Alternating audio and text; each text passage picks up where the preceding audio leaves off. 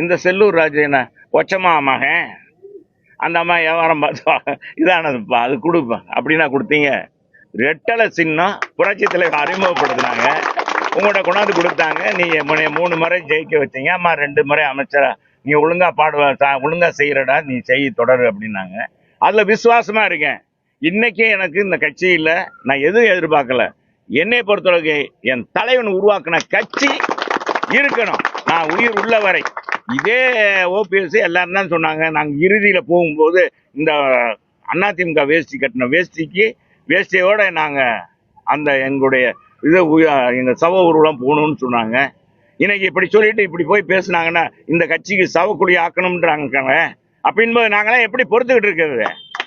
யார் தடுத்தாலும் சரி, என் தாயே தடுத்தாலும் ஆண்டவனே தடுத்தாலும் என்னுடைய இயக்கத்தை இழிவாக பேசுற யாராக இருந்தால் இந்த கட்சியில பதவி அனுபவித்து விட்டு பதவி சுகந்தம் கண்டு குடும்பத்தை வளர்த்து சொந்தங்களை வளர்த்து விட்டு இன்னைக்கு இந்த கட்சியை காட்டி கொடுத்துட்டு போற யாராக இருந்தாலும் சரிங்க, நான் அந்த நேரத்தில் சொல்றேன், வன்மையாக கண்டிக்கக்கூடியது அதிமுக தொண்டன் ஒவ்வொருவரும். கோடிக்கணக்கான 2 கோடி தொண்டர்கள் இருக்காங்க, அத்தனை பேர் உணர்வுகளும் பிரதிபலிப்பாவே நான் சொல்றேன்.